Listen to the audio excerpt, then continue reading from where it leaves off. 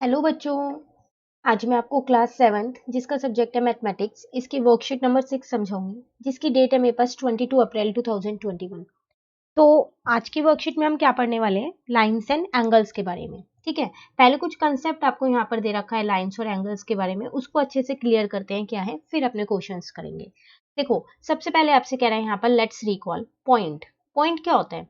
जिसका कोई साइज नहीं होता, जिसकी कोई पोजीशन नहीं होती, जैसे कि यहाँ पर बना के दे रखा है, ये रहा पॉइंट। ना इसका कोई साइज होता, ना इसकी कोई लेंथ होती, ना इसकी कोई ब्रेथ होती, ना ही इसकी कोई पोजीशन होती। ठीक है, उसके बाद आपसे कह रहा है यहाँ पर लाइन। लाइन क्या है? No fix measurement, a set of points extended in opposite direction represented by two capital letters और a small letter, for example X Y और एम। तो लाइन क्या है? जिसकी कोई फिक्स मेजरमेंट नहीं है, मतलब कि आप इसको मेजर नहीं कर सकते। कई सारे पॉइंटों को मिला के जो बन जाए आप उसको एक लाइन कह सकते हो। जैसे कि मैंने यहाँ पर एक लाइन ये बना ली। अब इसके यहाँ पर दोनों साइड पे मैंने एरो लगा दिए। इन एरो का मतलब ये होता है कि आप इसे दोनों साइड से एक्सटेंड कर सकते हो, कितना भी बढ़ा सकते हो। फिर जब हम इन्हें एक्सटेंड कर सकते हैं तो हम इन्हें मेजर कैसे करेंगे? है ना, इसका मतलब इनकी कोई फिक्स्ड लेंथ नहीं है ना, कि कितनी है ये, तभी तो मेजर नहीं हो पा रही वो। ठीक है, और इसको रिप्रेजेंट कैसे करते हैं? एक्स और वाई, या तो दोनों साइड आप कैपिटल लेटर लिख के रिप्रेजेंट कर सकते हो, या फिर आप सिर्फ एक सिंपल स्मॉल लेटर लिख के, जैसे कि एम लिख दिए, उससे भी रिप्रेजेंट कर सकते हो। ठीक है ना, तो लाइन वो होती है जिसकी कोई फिक्स मेजरमेंट नहीं होती, जिसको मैं मेजर नहीं कर सकती और जिसको मैं एक्सटेंड कर सकती हूँ दोनों ही साइड से, कितनी भी एक्सटेंड कर सकते हैं हम उसको। ठीक है, उसके बाद आता है यहाँ पर लाइन सेगमेंट। ये क्या होता है? Part of a line with two end points represented by two capital letters A and A B. कह रहा है ये लाइन का एक पार्ट होता है, लेकिन इसके दोनों एंड पॉइंट्स होते हैं, आप इसको एक्सटेंड नहीं कर सकते। इसका मतलब फिर आप इसे मेजर कर सकते हो, इसकी लेंथ निकाल सकते हो कितनी है ना। जैसे आप स्केल से बनाते हो, जो लाइन आप बनाते हो वो आप लाइन सेगमेंट बनाते हो, लाइन नहीं बनाते। क्यों? क्योंकि आप उसको मेजर करके बनाते हो, 2 सेंटीमीटर, 3 सेंटीमीटर, 4 सेंटीमीटर, जितने भी बनानी है, तो उसकी एक फिक्स मेजरमेंट है ना। तो वो आप लाइन सेगमेंट बनाते हो, लाइन नहीं बनाते। तो कैसे बनाओगे उसको? यहाँ पर दोनों साइड पे डॉट दिखा दोगे। इन डॉट का मतलब यही है, अब आप इन्हें आगे एक्सटेंड नहीं कर सकते हो। ठीक है ना। अब इनको नाम कैसे लिखोगे? ए बी, ये इनका नाम लिख दिया। तो ये इसी लाइन का एक पार्ट है, यहाँ से यहाँ तक का एक पार्ट उठा लिया मैंने, तो वो बन जाएगा लाइन सेगमेंट। बस फर्क इतना है कि लाइन में कोई फिक्स मेजरमेंट नहीं होती और लाइन सेगमेंट की एक फिक्स मेजरमेंट होती है। लाइन को मैं एक्सटेंड कर सकती हूँ दोनों साइड से, लेकिन लाइन सेगमेंट को मैं एक्सटेंड नहीं कर सकती एक भी साइड से। ठीक है, उसके बाद आता है यहाँ पर रे। रे क्या है? देखो, यहाँ पर आपसे कह रहा है अ रे is a part of a line with one initial point and the other end is extended infinitely represented by two capital letters, first the initial point, example OP। कह रहा है रे भी एक लाइन का ही पार्ट है, लेकिन ना इसमें दो एंड पॉइंट्स नहीं होते, इसमें सिर्फ एक ही एंड पॉइंट होता है। मतलब आप एक साइड से उसको एक्सटेंड नहीं कर सकते और दूसरी साइड से आप कितनी भी एक्सटेंड कर सकते हो। तो ये बनती कैसे? ऐसे। तो जहां पर डॉट है वहां से आप एक्सटेंड नहीं कर सकते। हमेशा याद रखिएगा, जहां पर एरो होता है ना, एक्सटेंड उसी साइड से हो सकता है। तो लाइन में तो दोनों साइड एरो है, तो दोनों साइड से एक्सटेंड हो सकता है, लेकिन लाइन सेगमेंट में दोनों साइड डॉट है, तो वो इसलिए दोनों साइड से एक्सटेंड नहीं हो सकता। अब बात आती है रे की, तो रे में एक साइड डॉट है, एक साइड एरो है, तो ये यहाँ से एक्सटेंड तो नहीं हो सकता, लेकिन हाँ, यहाँ से आप एक्सटेंड कर सकते हो उसे कितना भी। तो इसका सिर्फ एक ही एंड पॉइंट होता है, ये वाला। ये कोई एंड पॉइंट नहीं है, इसको एरो को हटा के और थोड़ा सा बड़ा करके फिर एरो लगा सकते हो आप। ठीक है, तो उसको आप डिनोट कैसे करोगे? ओपी, कोई भी अल्फाबेट से आप इसको डिनोट कर सकते हो, इन्होंने एग्जांपल दे रखा है ओपी। ठीक है, तो ये सारी चीजें समझ में आई। पॉइंट क्या होता है, लाइन क्या होता है, लाइन सेगमेंट क्या होता है, रे क्या होता है। लाइन सेगमेंट और रे दोनों ही लाइन का ही एक पार्ट है। क्लियर है? अब आपसे यहाँ पर कह रहे हैं how many raise can be pass through a point. बताओ, एक पॉइंट से कितनी रेज पास हो सकती हैं। तो अगर मैं यहाँ पर एक पॉइंट बना दूं, इससे कितनी रे पास कर सकती हूँ?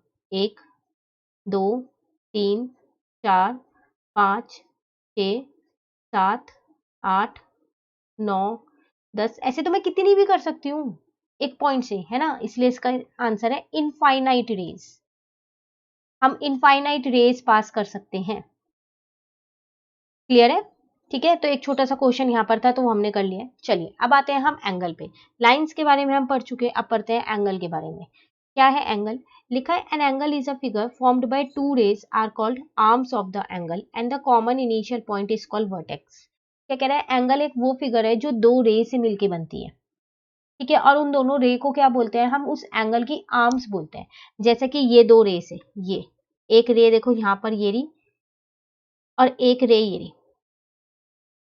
अब आप देख रहे हो दोनों रे में ये पॉइंट कॉमन है, तो जो कॉमन इनिशियल पॉइंट होता है ना, उसको हम बोलते हैं वर्टेक्स, कोना, हिंदी में बोलूं तो मैं, ठीक है, उसको हम बोलते हैं वर्टेक्स।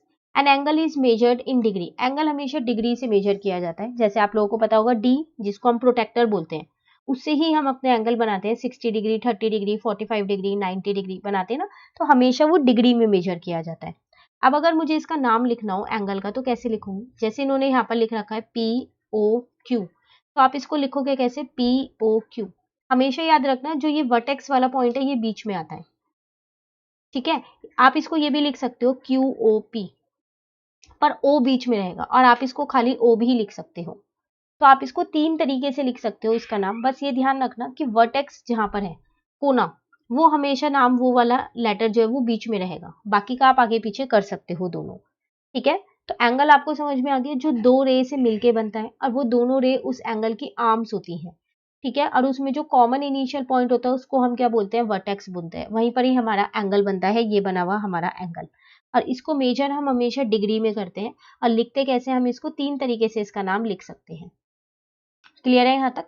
उसके बाद आपसे कह रहा है, can a straight line be an angle, अगर मैं एक स्ट्रेट लाइन बना दूं, ये री लाइन, क्या ये एंगल हो सकती है, नहीं, ये एंगल नहीं हो सकती, ठीक है, तो यहाँ पर हम लिख देंगे नो।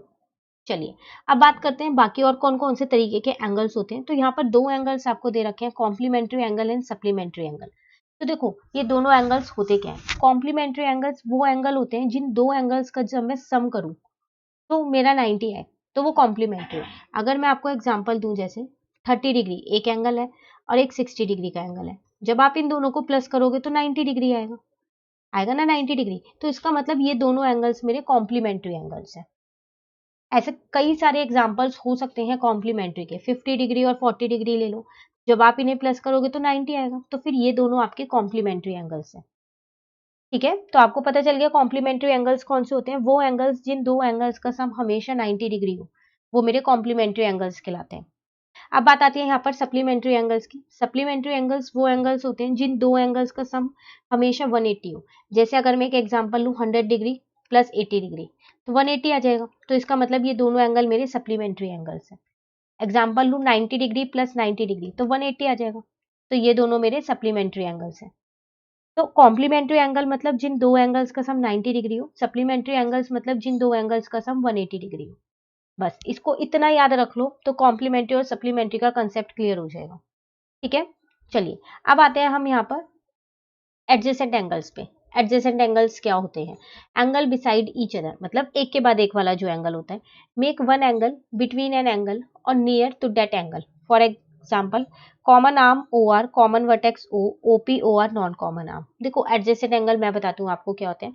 वो एंगल्स होते हैं जो एक के बाद एक होते हैं, जैसे कि आप यहाँ पर देख लो एक फिगर बनी हुई है, इसको हाईलाइट करते हैं, चलो ये वाली, ये एक एंगल आपके पास बना हुआ था, अब इसमें आपने एक और एंगल बना दिया, ये रहा, तो एक एंगल ये बन गया, अब एक एंगल ये बन गया, एक के बाद एक एंगल ये दोनों बन गए, ठीक है। सबसे पहली बात, उनमें एक कॉमन आर्म जरूर होनी चाहिए। तो अगर आप इस वाले एंगल में देखो, तो ओ आर जो आर्म है ये वाली आर्म इस वाले एंगल में भी आ रही है ना, ये वाली कॉमन आर्म, और दो अनकॉमन आर्म होनी चाहिए, ये रही वो दोनों अनकॉमन आर्म। कॉमन वर्टेक्स होना चाहिए, ये रहा वो कॉमन वर्टेक्स। वर्टेक्स अभी हमने ऊपर किया था कोना, तो ये रहा ओ, दोनों एंगल में ओ आ रहा है, तो कॉमन वर्टेक्स है, ठीक है। तो वो होते हैं एडजेसेंट एंगल्स, जो एक के बाद एक ही बन रहे हो, जिसमें एक कॉमन आर्म हो, एक कॉमन वर्टेक्स हो और दो नॉन कॉमन आर्म्स हो। क्लियर है एडजेसेंट एंगल। चलिए नेक्स्ट आते हैं लीनियर पेयर पे, कि लीनियर पेयर क्या है। A linear pair is a pair of adjacent angle whose non common arms are in opposite arm, or opposite arm. कह रहा है लीनियर पेयर वो एडजेसेंट एंगल है जिसकी नॉन कॉमन आर्म्स जो है वो अपोजिट हो। मतलब आप देख रहे हो वो तो एक यहाँ पर थी, एक यहाँ पर थी, लेकिन इसमें अपोजिट होनी चाहिए। जैसे कि एक एंगल आपके पास ये वाला बन रहा है, ठीक है, ये रहा, और एक एंगल ये बन रहा है, तो ये वाली तो कॉमन आर्म है दोनों के अंदर, है ना, और ये कॉमन वर्टेक्स भी है दोनों के अंदर, तो आप सोच रहे होंगे ये एडजेसेंट एंगल क्यों नहीं है? ये एडजेसेंट एंगल इसलिए नहीं है क्योंकि जो इसकी नॉन कॉमन आर्म्स है ये दोनों, ये अपोजिट डायरेक्शन में है, जबकि यहाँ पर जो नॉन कॉमन आर्म्स थी ये अपोजिट डायरेक्शन में नहीं थी, इसीलिए। तो लीनियर पेयर और एडजेसेंट एंगल्स में सिर्फ यही फर्क है। तो लीनियर पेयर में जो नॉन अपोजिट आर्म्स होती हैं, ठीक है, जो नॉन कॉमन आर्म्स होती हैं वो अपोजिट डायरेक्शन में होती है, ठीक है। और दूसरा इसको याद करने का एक तरीका, एक लाइन पे जितने भी एंगल बनते हैं, एक स्ट्रेट लाइन पे जितने भी एंगल बने, एक बने, दो बने, तीन बने, चार बने, वो सारे आपका लीनियर पेयर बनाते हैं। क्लियर है? तो हमने कुछ एंगल्स के बारे में जाना, adjacent angle, supplementary angle, complementary angle, linear pair क्या होता है और एंगल्स होते क्या है। उसी तरीके से कुछ लाइन पॉइंट, लाइन सेगमेंट, रे, इनके बारे में जाना। तो ये सारे बेसिक कंसेप्ट्स हैं जो आपको इस चैप्टर के आने चाहिए, उसी के बाद आप ये वाले सारे क्वेश्चंस को कर पाओगे, ठीक है। अब क्वेश्चन स्टार्ट करने से पहले मैं आपको यहाँ पर एक चीज बताना चाहूंगी कि अनअकैडमी का ऑनलाइन स्कॉलरशिप टेस्ट हो रहा है IIT JEE NEET UGC and foundation के लिए, जिसमें आपके पास चांस है 5 करोड़ तक की स्कॉलरशिप विन करने का। इसके साथ साथ आपके पास एक और चांस है, एक क्या यहाँ पर है कि आप कोलकाता नाइट राइडर प्लेयर से मिलने का चांस भी है यहाँ पर। साथ में आपको स्कॉलरशिप के साथ साथ कुछ गिफ्ट्स यहाँ पर प्राइजेस भी हैं, जैसे कि आप यहाँ पर देखो आईफोन है, मैकबुक है, आईपैड है, अमेजन इको है। अब ये स्कॉलरशिप मिलेगी कैसे? तो आपको एक छोटा सा टेस्ट देना है, ठीक है। उसके लिए आपको एनरोल करना है। टेस्ट मैं आपका बता देती हूँ कब है, 24 और 25 अप्रैल, जो अब आपकी अप्रैल की 24 और 25 आएगी, इन 2 दिनों में ये टेस्ट है। तो आपको एनरोल करवाना है, ठीक है। और वहाँ पर कोड आपको यूज करना है मैथ्स बाय श्वेता। टेस्ट है कैसे वो भी देख लेते हैं, टाइमिंग क्या क्या है, यहाँ पर आपको ये सारा लिखा हुआ है। तो देखो, foundation for class 8 to 9th moving student, उनके लिए 24 अप्रैल को टेस्ट है 4 PM पे, ठीक है। Foundation for class 9 to 10th moving student, उनके लिए 24 अप्रैल को टेस्ट है 3 बजे, ठीक है। ऐसी यहाँ पर सारी कैटेगरीज लिख रखी हैं, जिस भी कैटेगरी में जो भी है तो उनकी डेट और टाइम यहाँ पर मेंशन किया हुआ है। तो आप लोग भी अगर ये टेस्ट देना चाहते हो तो दे सकते हो, जल्दी से जल्दी आप एनरोल कर दो, क्योंकि 24 और 25 सिर्फ 2 ही दिन ये टेस्ट है। आपके कोई फ्रेंड है, ब्रदर सिस्टर है, तो आप उनको भी ये बता सकते हो। तो ज़्यादा से ज़्यादा इसको शेयर करो ताकि ज़्यादा से ज़्यादा बच्चे यहाँ पर टेस्ट दे सके। कोड आपको यहाँ पर यूज़ करना है मैथ्स बाय श्वेता। जब आप एनरोल करोगे तो कोड मांगेगा, तो मैथ्स बाय श्वेता का कोड देना है, ठीक है। तो अच्छा चांस है स्कॉलरशिप विन करने का 5 करोड़ तक की, ठीक है ना। और मैं आपको ये सारी डिटेल्स इस साइट पे आपको मिल जाएंगी, ये मैं आपको नीचे डिस्क्रिप्शन में इसका लिंक दे दूंगी, तो आप वहां से देख सकते हो और वहां से आप अपना एनरोलमेंट करा सकते हैं, ठीक है। चलिए आते हैं वापसी हम अपनी वर्कशीट पर। तो अब कुछ क्वेश्चंस हैं जो हमारे को दे रखे हैं, प्रैक्टिस क्वेश्चंस, वो हमको करने हैं। देखो, कह रहा है identify angles and represent them with symbol, do the naming of angle of your choice. आपको आइडेंटिफाई करना है कि एंगल्स कौन कौन से हैं, ठीक है, और उनको सिंबल के साथ रिप्रेजेंट भी करना है। आप अपने अकॉर्डिंग एंगल्स को नाम दे सकते हो, ठीक है ना। चलिए फर्स्ट वाला देख लेते हैं। पहले इसको नाम दे देते हैं हम यहाँ पर A, B और C, यहाँ पर दे देते हैं D, E, F। आप अपनी मर्जी से नाम दे सकते हो, ठीक है, जरूरी नहीं है जो मैंने दिया वही आपको देने। तो आप देखो यहाँ 50 डिग्री लिखा है, यहाँ 130। अगर आप 50 में 130 प्लस करोगे तो प्लस करने के बाद मेरा 180 डिग्री आ रहा है। तो जब दो एंगल्स का सम 180 डिग्री होता है तो वो एंगल्स कौन से थे? अभी हम ऊपर पढ़ के आए थे, क्या बोलते हैं हम उनको? सप्लीमेंट्री एंगल, है ना। तो यहाँ पर लिख देंगे angle ABC and angle DEF are supplementary angle. आप पूरी स्पेलिंग लिखना, ठीक है, आर सप्लीमेंट्री एंगल्स, ठीक है। अगर हम सेकेंड वाला यहाँ पर देखें, पहले इसको नाम दे देते हैं ABCD। तो आप देख रहे हो कि इन दोनों में एक कॉमन वर्टेक्स है, एक कॉमन आर्म है और दो अनकॉमन आर्म है, लेकिन अपोजिट डायरेक्शन में। और अभी हम ये सेम कंसेप्ट करके आए हैं, जिसमें जो नॉन कॉमन आर्म्स हो अगर अपोजिट डायरेक्शन में हो तो उन एंगल्स को क्या बोलते हैं? लीनियर पेयर, है ना। तो इसका मतलब angle ABC and angle CBD। आप देख रहे हो ना मैं नाम कैसे लिख रहा हूँ? एंगल वाला नाम ये जो है, जो कॉमन वर्टेक्स है, इसका नाम बीच में ही लिखना है, ठीक है, आर लीनियर पेयर, ठीक है ना। चलिए थर्ड वाला भी देख लेते हैं। थर्ड वाले में आपसे क्या कह रहे हैं, यहाँ पर पहले नाम दे देते हैं ABCD। सेम वही, एक कॉमन वर्टेक्स है, एक कॉमन आर्म है और दो अनकॉमन आर्म है, लेकिन अपोजिट डायरेक्शन में नहीं है, दो अनकॉमन आर्म्स। तो ये एक के बाद एक वाले एंगल बने हुए हैं, तो इसका मतलब angle ABC and angle CBD, ये कौन से एंगल्स हो गए? Are adjacent angles.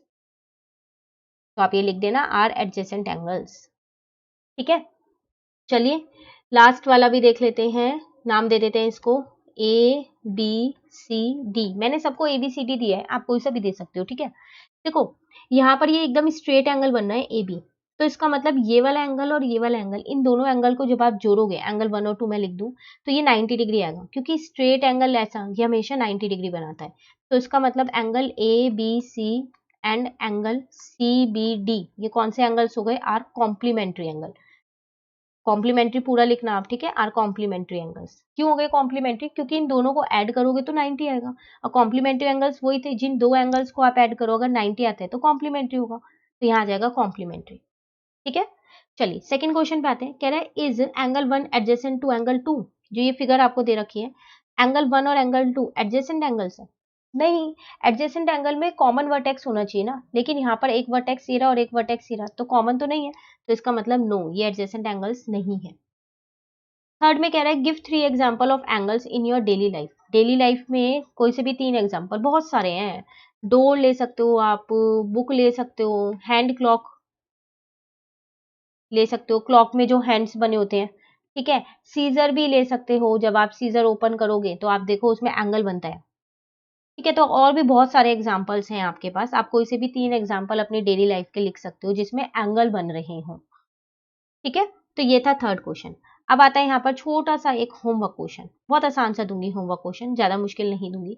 मैं आपको यहाँ पर 2 एंगल्स दे रही हूँ, ठीक है, आपको मुझे बताने हैं कि ये दोनों एंगल्स, इनका सम, जो भी आप करो जैसे भी करो, ये कॉम्प्लीमेंट्री एंगल्स हैं या नहीं है। यस या नो में बताना है कि yes both are complementary angle, या no they are not complementary angles. तो अब आप देख लो, अगर 90 आ रहा है तो कॉम्प्लीमेंट्री है, और अगर नहीं आ रहा तो नहीं है, ठीक है। तो कमेंट करके मुझे इसका आंसर जरूर दीजिएगा कि क्या आंसर आया आपका, ठीक है। और अगर आपको ये वीडियो अच्छी लगी तो इसको लाइक जरूर कीजिएगा और मेरे चैनल को सब्सक्राइब कीजिएगा। Thank you.